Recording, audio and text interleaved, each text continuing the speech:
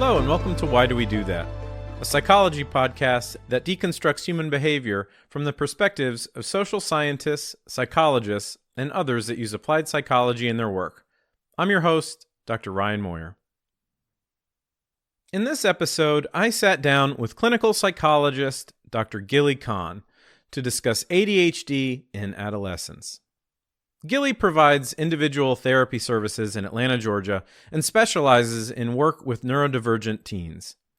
Gilly also writes for Attitude Magazine, a quarterly consumer publication focusing on ADHD matters, and her debut book, Allow Me to Interrupt, a psychologist reveals the emotional truth behind women's ADHD, is currently available for pre-order and is scheduled to be released in September of 2025. One of the main takeaways from my discussion with Gilly was the importance of understanding some of the nuanced differences in how ADHD manifests in girls versus boys. As Gilly points out, because young girls mature and develop impulse control more quickly than boys, this can often delay the onset of ADHD diagnoses. Another insight I gathered from our conversation was the importance of optimism when conceptualizing ADHD, both for those diagnosed with ADHD and parents of ADHD teens. ADHD is classified as a neurodevelopmental disorder. And while I am personally not a fan of some popular narratives that refer to ADHD as a quote-unquote superpower, I am convinced that children and parents should focus on positive messaging when thinking about this diagnosis. Certain types of atypical thinking patterns exhibited by ADHD teens lend themselves to creativity. Also, ADHD teens have an enormous capacity for focus and sustained effort, albeit only for topics they find particularly interesting. Lastly, while ADHD can cause significant negative impacts to one's school, work, and social life, there are lots of tools and techniques that have been developed that can help ADHD teens address these deficits and live successful lives. Given the wide-ranging effects that ADHD can have on an individual's behavior, it is essential to expose oneself to a variety of perspectives in order to gain a well-rounded understanding of this condition. And as a psychologist who also has ADHD herself, Gilly's insights are especially helpful. Enjoy. Okay, today I'm joined by Dr. Gilly Kahn. Thank you so much for being on the show today. Thank you, Ryan. Thank you so much for having me on the show. Sure. So I've covered ADHD in a different episode for the listeners if you're interested in going back to episode 47 with Dr. Stephen Ferrone. You can learn about the broader topic of ADHD. But I invited Gilly on to talk about her specific niche, which is related to ADHD in adolescence, and even more specifically, how ADHD manifests in young girls and women. We're going to talk about young women and sort of unique challenges related to those populations at some point. But I do want to talk about the broader topic of ADHD in adolescence, because adolescence is this key moment in young people's lives where hormones are kicking in, and that can have some unique interaction with a young person that has an ADHD diagnosis. So why don't we just start with the idea of what unique challenges a young person might encounter as they transition into adolescence and having ADHD as a diagnosis? Yeah, so that's a very big and relevant question, I think, for today, as we're learning more about hormonal issues and how they tie into fluctuations in ADHD symptoms, and even how evident the symptoms become when girls start to go through puberty. But there are a lot of challenges and things that make the overlap between being a girl who is just starting to go through puberty, um, and with, just being a girl with ADHD. In terms of the parents' perspective, I would imagine that some parents think that they're trying to differentiate maybe between their child's hormonal fluctuations and what might be considered an ADHD symptom. And maybe some of them are trying to make that distinction because they see their teen and they're trying to determine, is this something that all teens are going through? In which case, I'm gonna be a little tough about it. Stop being so lazy. Clean your room, stuff like that. Versus, an ADHD diagnosis, which maybe they might be afraid to be aggressive because they see it as a medical condition or something that a skill set that they might not have at that moment. So they might be a little bit lighter if they think that a behavior is related to ADHD versus just becoming a teen. Do you think that distinction is important at all? That's a good question. Sorry, I keep prefacing it like your questions with that, but they're really, really, really good questions that a lot of people just wouldn't even think about. But it just, I'm kind of still stuck on, I guess, the first thing that you said. Hmm. So you said that parents might be easier on their teens if they knew it was ADHD, Yeah. and that maybe they might think, well, I need to be more strict, or, a little bit maybe like harsher because like they don't really have an excuse for this behavior. And it reminds me of Dr. Lawrence Steinberg, and I write about him in one of my upcoming articles, but I just love his work. And he specializes in adolescence and particularly in like delinquent behaviors in Hmm. adolescence. Hmm. And one of the things he said in his talks that was just so interesting to me is that once he was looking up information about like how parents view their teens.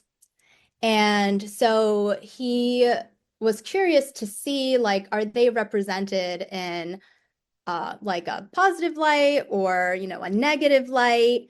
And so just to be clear, this was 10 years ago, but I have a Hmm. feeling it has not changed a lot Hmm. since then. But he basically looked up, resources on teens, and he saw that like a lot of the resources came up with the word like enjoy, right? But then when he looked into it a little bit further, he found that all of those same hits, like links, were to the same book, which had the title, I haven't memorized it, but it went something like How to Survive Adolescence and Maybe Even Enjoy It, which is different, right, than enjoying your adolescence. But a lot of book titles, article titles have a lot to do with survival, surviving adolescence. And the way we think about the teenage years is, these are hard years. They are years to survive. And what he highlights is that we need to stop with that. Yeah. Because they aren't years to survive, they're years to thrive. And the way that you think about adolescence will affect the way that you treat them or the way that you parent them. And so he talks about like the, neuroscience and what happens like developmentally in your brain when you're a teen, and that during the teenage years, there's kind of like this second, uptick in neuroplasticity where, when you're really young, your brain is kind of like more influenced by your environment. And so there's a lot of room for growth or not, depending on how your environment is, and Right. that the teenage years are similar.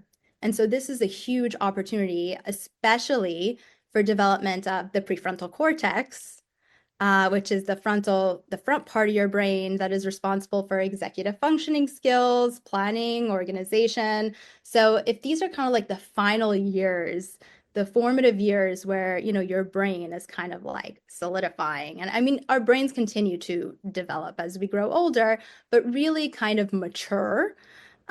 This is a perfect opportunity to, help your teens thrive. And especially teens with ADHD, if it's really that part of your brain, that is being like promoted at that time. Yeah, it seems as though the part of the solution is for parents to be a little bit less resistant to observed behaviors. It seems to me that sometimes, or perhaps often, parents have the preconceived idea of what their teen might grow into.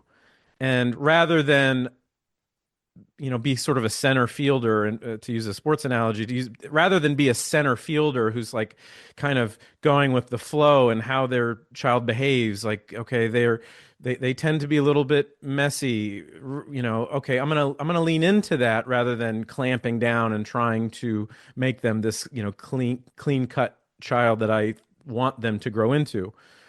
It seems as though parents, rather than being, kind of floating and going with the changes in identity that they see with their kids, I think they run into problems when they start having these rigid kind of expectations.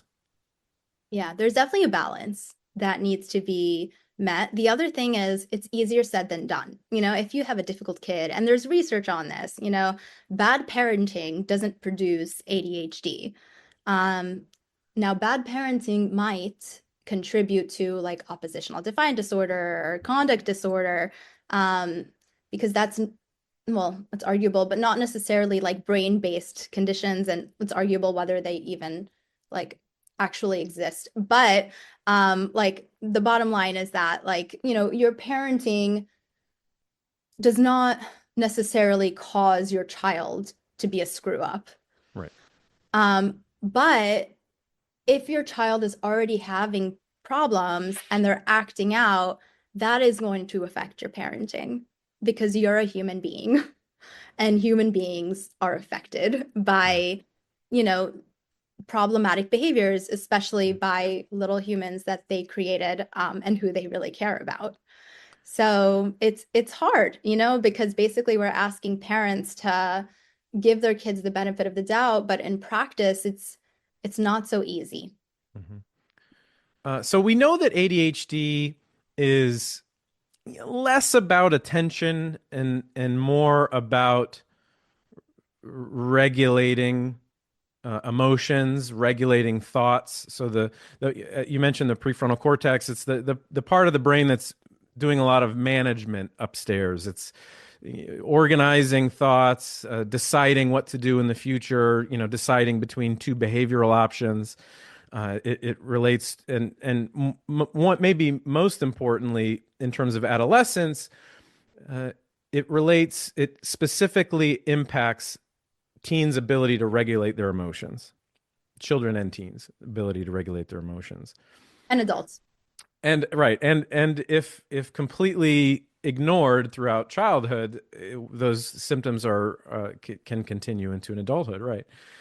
Um, why do children with ADHD, teens with ADHD, have specific issues relating to regulating their emotions? And I'm curious as to why you think they have anger. Like, why is it anger? A lot of times it manifests in terms of easily set off. What is it about having ADHD that specifically relates to these sort of temperament issues?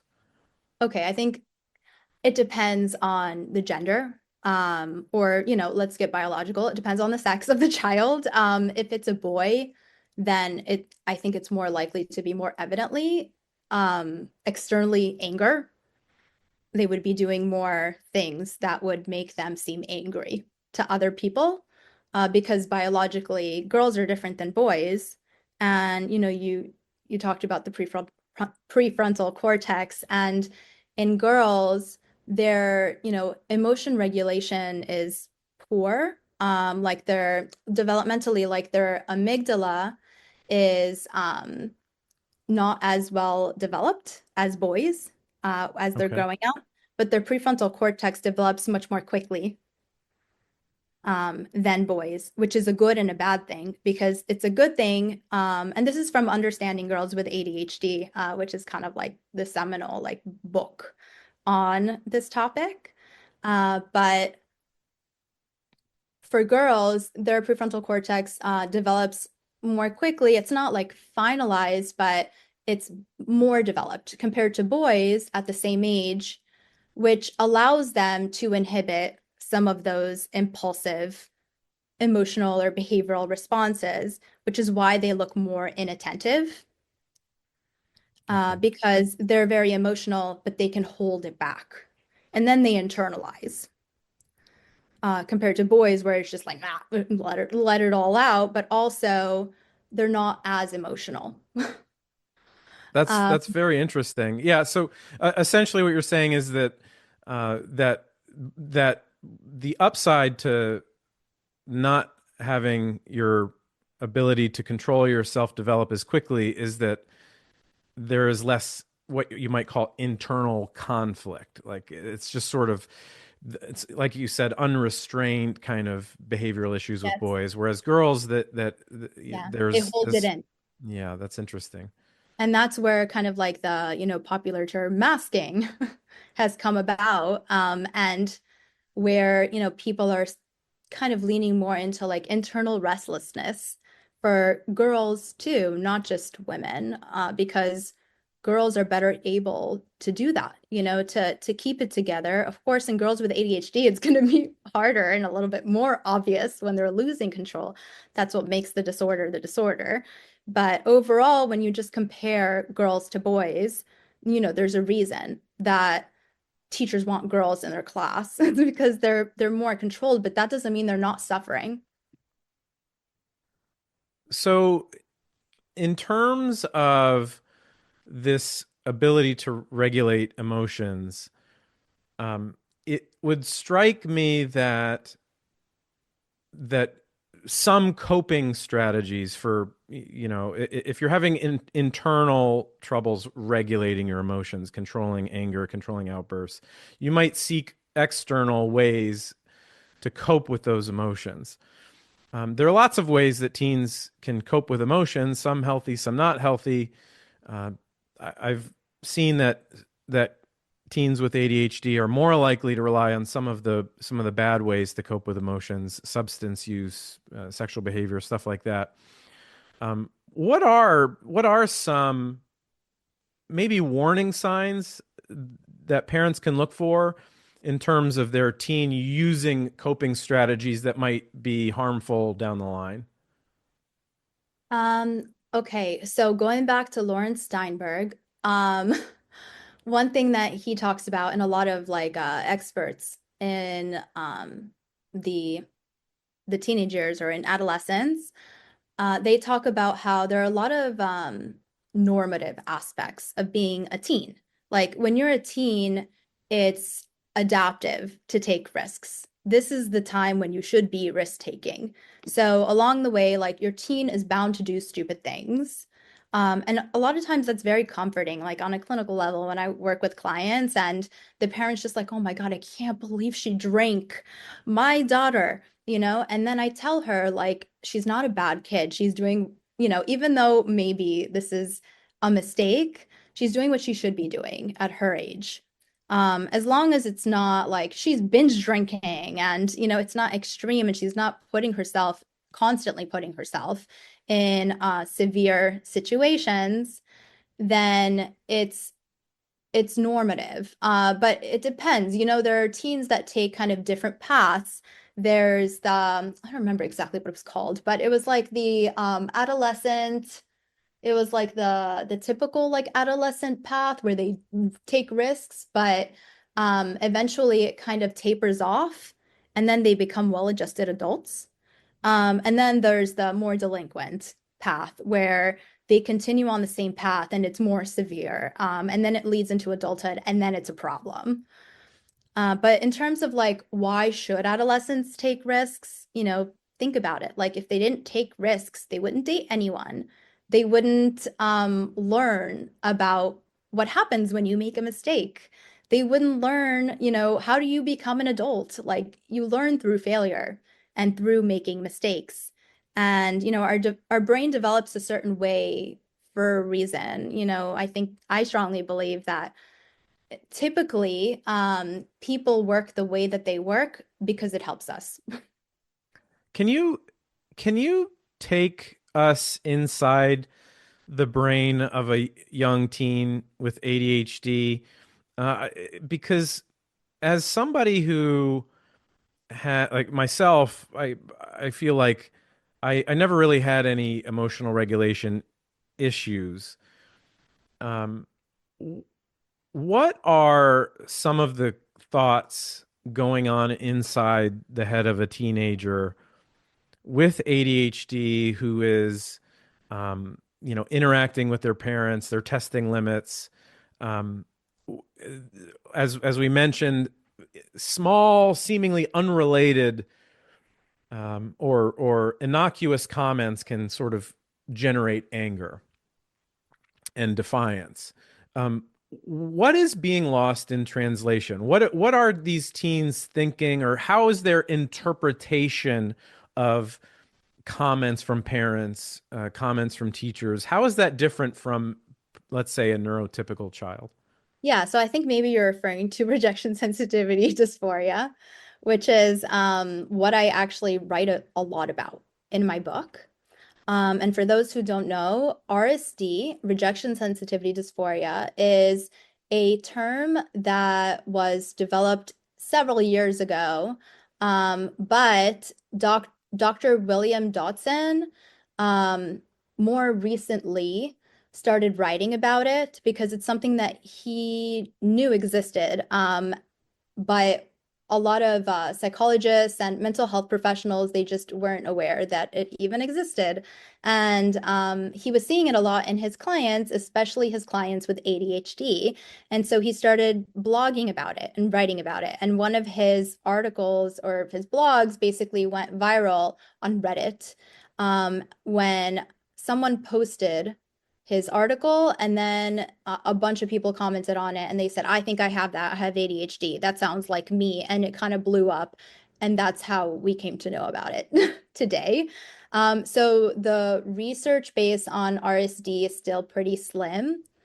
There are some academic studies out there on RSD, and the ones that are available basically show what we already kind of intuitively know, that it's most common in young women. There's one on college students, but in young women with ADHD. And it's defined as, so again, this is kind of like it's new. So they're testing out like the questionnaires and learning more about it, but it's defined as like extreme sensitivity to perceived or actual criticism by others. Mhm. So if I'll give you an example, like a personal example, because I have ADHD and I write about this in my book. But a more recent example for me, because I want to talk about how it shows up in adulthood too. It's not just kids. I was sitting with my supervisor. Maybe this was like 2 years ago, in her office. And this was someone I had a very good relationship with. And I was very burnt out.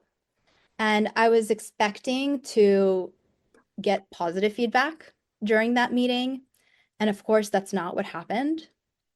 And I was so devastated that I literally started sobbing in front of her. Like someone just died, like sobbing. Mhm. And this was not like a typical response. Like I think most people would probably not react that way. And it was the dumbest thing. It wasn't even like a huge thing, like you're gonna get fired. It was like the smallest little thing, but it felt huge to me. Like my life is over. Mhm. And so when you have like a huge reaction like that, because you're perceiving criticism or like you are a failure, that's, I think, what RSD is describing or what it's referring to. The other thing that makes it unique is the physical symptoms that go along with it. So one thing that Dr. Dodson has talked about that I have felt that a lot of people have also said that, they felt people with ADHD, is that they feel kind of this pain in their chest. It's Interesting. like this highly sensitive, like physical sensation. And I notice that in general, when I have an emotional response, it's like that for me too. Like if I really identify with a protagonist in a story, or if I'm watching a movie, like this reaction will come out like, or like I feel it physically in my body. And I talk about in my articles like the science behind that, like why is this happening for women with ADHD? Like why are they feeling things so strongly? And there's a reason for that. You can explain it through, brain activity and what makes ADHD and being a woman too unique. I'd like to stay on this topic for a bit because it reminds me of a book called How Emotions Are Made by Lisa Feldman Barrett. And she talks about, she frames the brain as this prediction machine. And your story reminded me of her language that she uses to describe the brain and how um, our brain is, part of learning is essentially so that in future situations we know if we need to allocate resources to different parts of our body. So if we experience something that is irrelevant, that's fine. We note that, and we don't need to allocate resources if we encounter this in the future. If we see a dog and it's running at us and it tries to bite us, our brain is encoding all this data so that we can then react in the future. And that means that our brain has to predict what's going to happen in order to do that.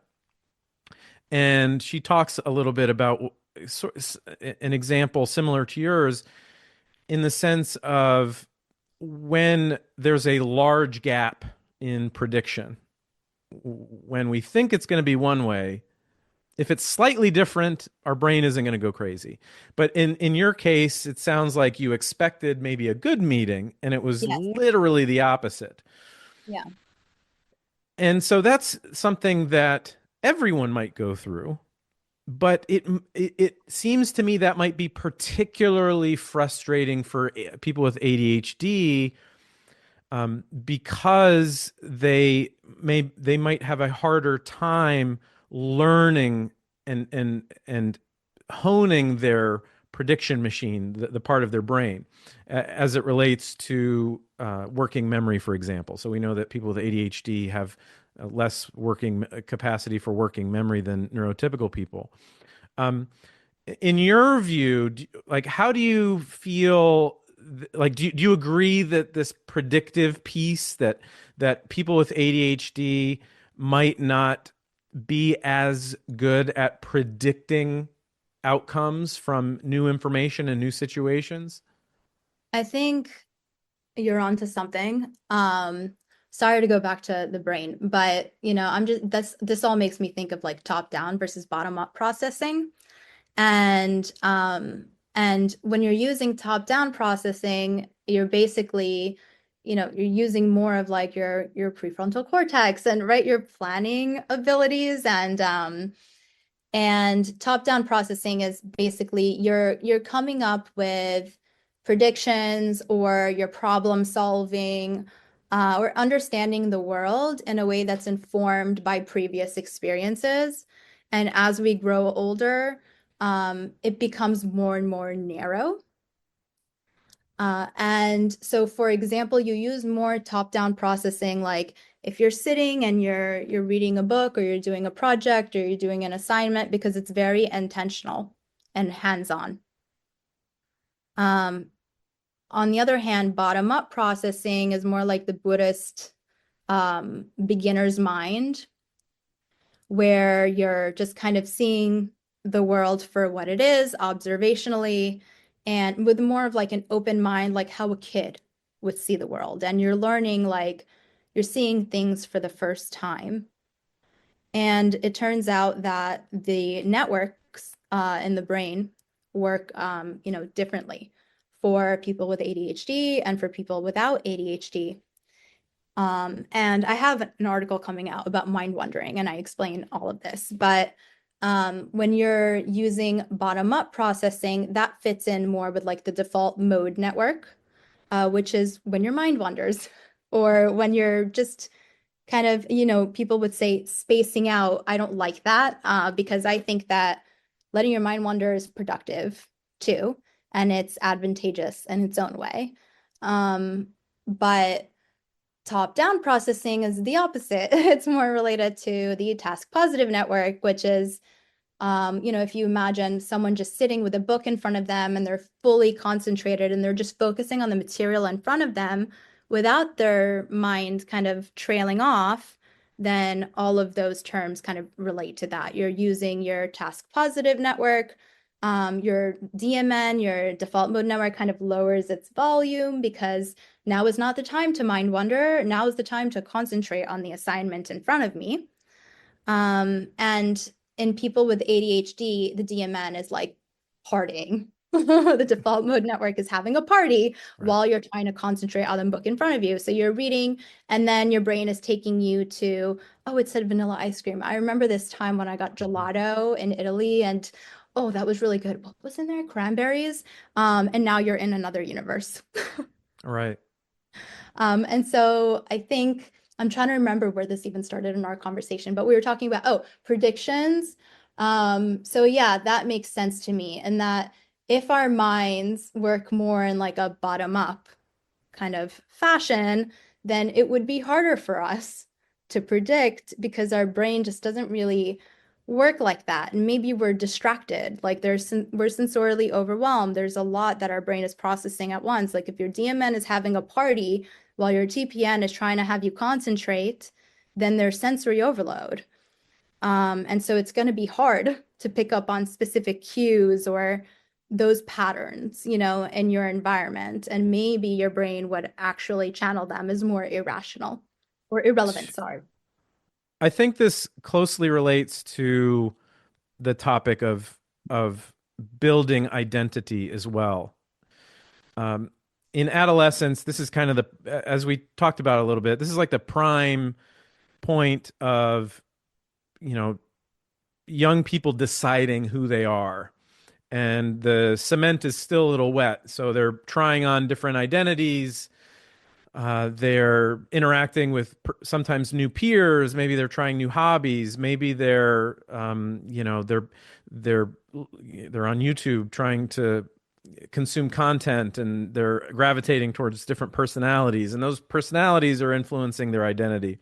But we know that adolescence is this painful period of growth, but as you said before, it's something that should be embraced and perhaps even enjoyed. But there is this process of developing a more consistent view of yourself that happens in adolescence. And part of that might involve, values. Like, it's important for me to be kind. And because it's important for me to be kind, I have to treat people kindly, right? Top down processing.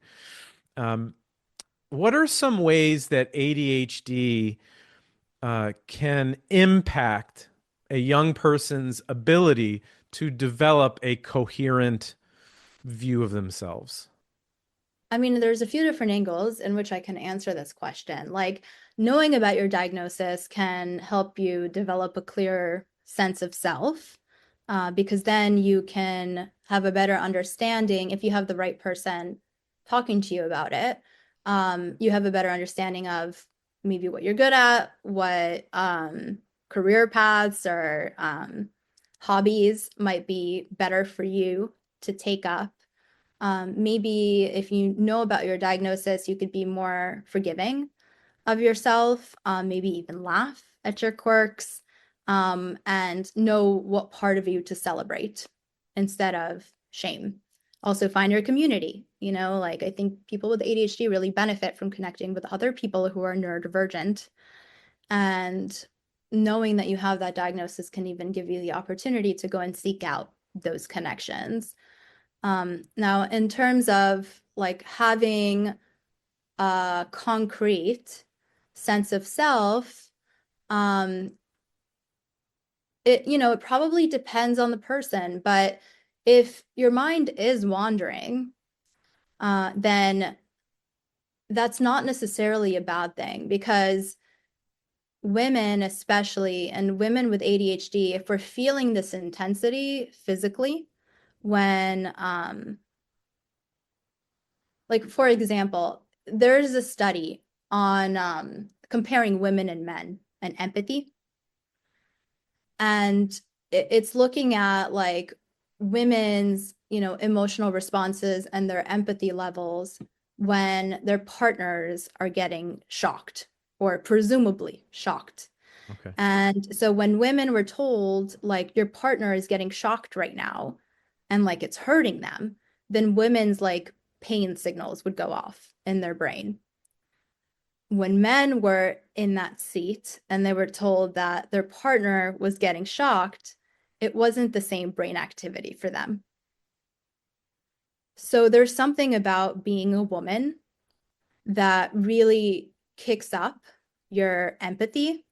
And if you have ADHD and there are looser like borders between um, like your emotions and other people's emotions because your emotional reactions are so intense and because you're physically feeling those emotions, maybe of others, um, then, that is also related to having a really good theory of mind or understanding that other people are thinking different things than you, or other people are feeling different things than you, but also connecting with them on that level and mirroring what they're feeling.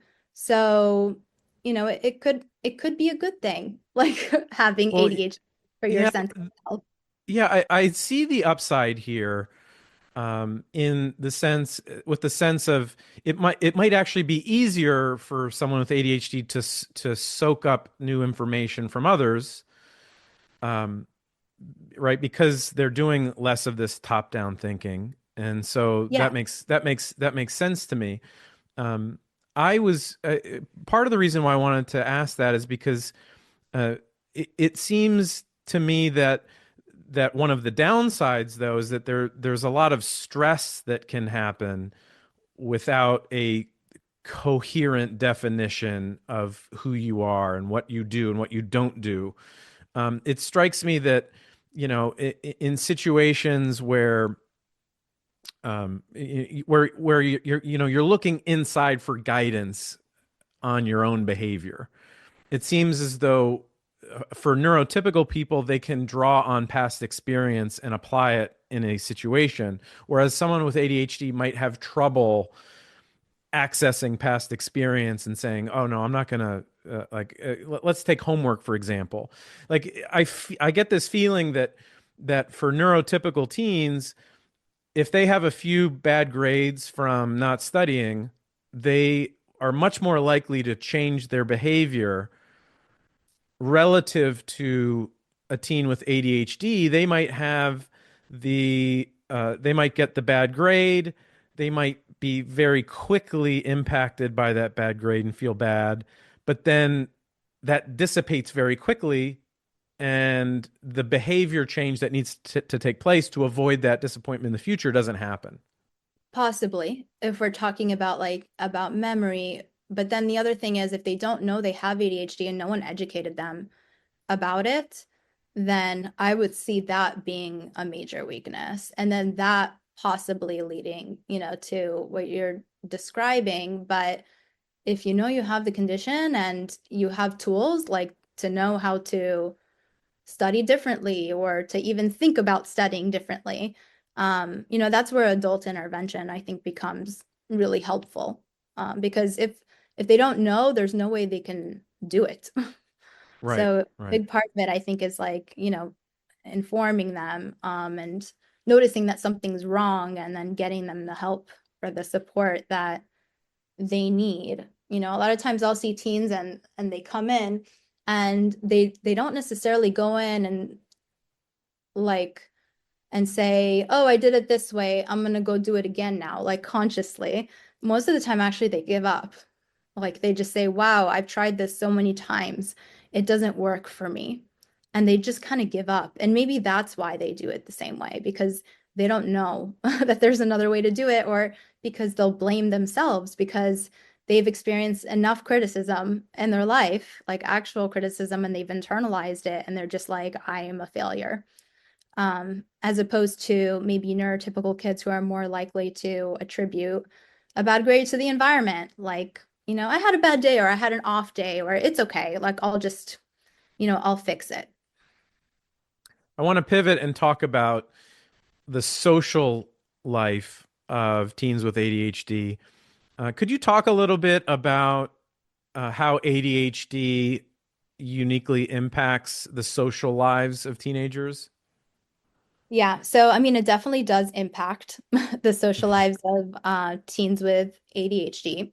People with ADHD in general, they struggle in relationships. But here's the good news. A kid with ADHD is just as likely as a kid without ADHD to have a best friend. And the quality of that friendship is also generally good. There's more negativity in friendships between two kids with ADHD than there is between two kids without. But there's also a lot of positivity in that friendship. And the way I make sense of that is like, just like we could have like deep, dark, depressing RSD, we can also feel really, really, really excited when we achieve something. And so there's just intensity. Like the condition is characterized by intensity in Mhm. moods and reactivity. And so, like, if you get into a fight with a friend and you have ADHD and you're more emotionally dysregulated, like, yeah, it's going to be dramatic. But also, when you have those good moments, it's going to feel really, really good. But yeah, they're just as likely to have friends, and those friendships are also just as protective for youth with ADHD as they are for youth without ADHD. And there's research looking on, behavior problems like leading to bullying over time, and how does having a friend protect against that? And it's the same, regardless of whether you have ADHD or not. But getting to the friendship, or, like maintaining friendships, having lots of friends, these are the parts where, kids with ADHD struggle more. What strategies would you recommend for these teens to focus on to perhaps bolster their ability to either keep or start new relationships? It seems, as I say it, that there's probably those are two different challenges. One being how do you maintain a relationship, the other being how do you make new friends? But what are your thoughts on what strategies might be effective? Yeah, so from what I've seen in my practice, like a lot of teens, adults too, with ADHD, they think, oh my God, I deal with this all the time. I'm just thinking about it right now. But their priority is to get other people to like them. So, they don't really think about themselves in relationships because they're so desperate to have friends that, they'll say like, oh, but I have to mask, or I have to pretend to be someone else so they like me and they want to be my friend. And I have to remind them, like, this is for you. The friendship is for you. Yes, it's about giving to others, but when you choose a friend, you have to like them and you have to want to be their friend. Otherwise, it's not even worth it. Like, you should want them to be your friend. And it's harder when you're a kid. As you grow older, you have a little bit more flexibility and choosing people and which, you know, um, context you're going to meet people. But, I think it's important to remind them that this is just about as much, if not more, about you than it is about the other person. So, it's going to take meeting a few people and really figuring out like, who do I like? And who would I really want to be friends with? And who's nice to me? And who treats me in a similar way that I treat them? It And strikes me that that as a parent, so I don't have any children myself, but I have two stepchildren here. One of them being a 13-year-old with an ADHD diagnosis. It strikes me that it is very hard to verbally explain what should be important to her in terms of friendships. Do you have any thoughts about if talking them through it is the best way? Is there an experience that you can engineer to help drive this point home? Because in my experience, any sentence that starts with "this should be important" does not tend to go well because, right, there's a certain amount of pushback to that. Yeah. I think, okay, so the way that like researchers will boil down the definition of friendship, it's very simple. It's someone who you know and who you like, or two kids who know and like each other. Mhm. Like that's simple. It doesn't, because there are different levels of friendship. Like if you know and you like each other, you could be friends, but doesn't mean you're best friends. It doesn't mean you've been friends for years, but you could be like friendly, or it could be a budding friendship, like a new friendship, but you're still friends. And so it really is so nuanced, which is what makes social skills so difficult to learn. And so I guess I would ask the kid, and it depends on the age, but I would ask them like, I'm trying to think about a way that's not so open-ended, but maybe something like, what do people do that makes you happy? Like, what do other kids who either you've known or other kids in your class, like when they do something for you, it makes you happy? What are some examples of those things? And then they might say, well, like they share their notebook with me, or they share their lunch with me, or they sit with me in lunch, and then you could talk about like, okay, so maybe making a friend who's thoughtful and who shares things with you, like that's important to you because it's going to be different, I think, for everyone. And what the point of a friendship is that it's supposed to be protective. Like it's supposed to make them happy and feel secure and feel comfortable around the other person. But if you see like a friendship of between two autistic kids, it's going to look different than a friendship between two neurotypical kids, but it works. So my last question for you is also going to be parent focused, um, specifically related to interacting with your teen with ADHD. Um, could you talk about some do's and don'ts for how to talk about their diagnosis with them? I find that with my stepdaughter, I want really badly to outright state to help her understand some of her weaknesses. Like, your ADHD is going to make it difficult for you to keep things in your mind, which we call working memory. And so you have to write things down a little bit more than maybe your classmates. But I find it's a very difficult task. What would you put on the do's and don'ts list for talking about ADHD with your teens?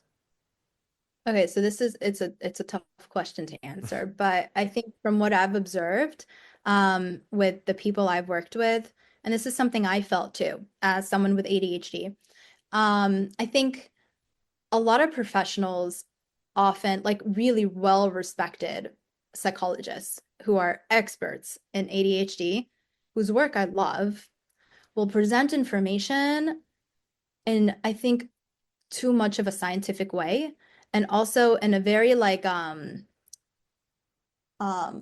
hopeless Okay. degrading way. I don't know how to say it, but like it's just like I had a mom come in and she said, "Hey, because I working with her daughter and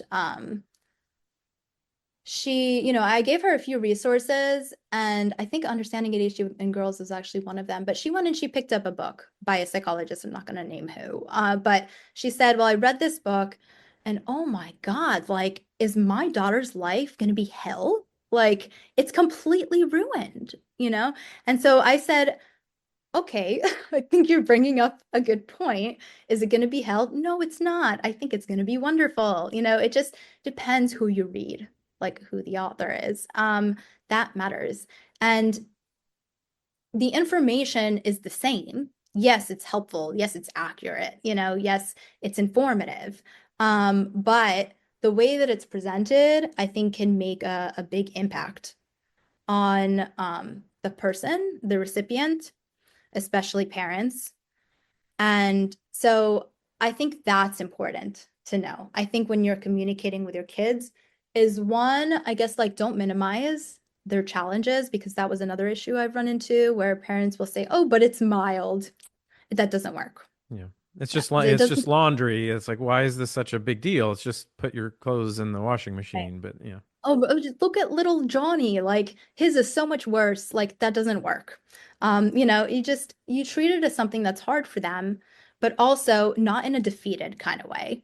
Like, you say, everyone, and I believe this, everyone has strengths and weaknesses.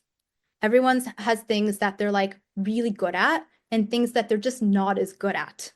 And that's fine. It's part of being human. It's impossible to have everything. No one I know or has who has ever existed, no human being has ever been able to do it all. Even if you think about Albert Einstein, if you think about some of, the biggest innovators in history, their social skills stunk, or they were weak in other areas. It's impossible for the human brain to um invest energy and succeed at everything. So first, like, normalize that, and then say, like, so here's what I think is hard for you, and here's what I think is easier for you, or like where you shine. And what can we do now to celebrate the things that you're really good at? And what can we do to support you, in the things that are harder for you? And then come up with a plan with them. And like, they may not be able to come up with many ideas, but you can be suggestive and say, "Oh, well, you know what has helped me? And, is it okay if I share it with you? Maybe it could help you too." And then you talk about planners, because, if you just say, like, use a planner, like, that's not going to work. Well, thank you so much for being on today. I'm looking forward to reading your book when it comes out. But thank you so much for giving some of your time to be on the show today, Dr. Gilly Kahn. Of course. Thank you so much for having me on, Ryan.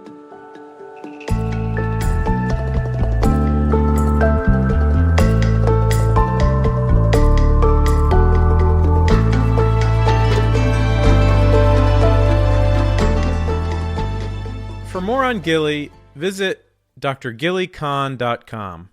That's drgillykahn.com.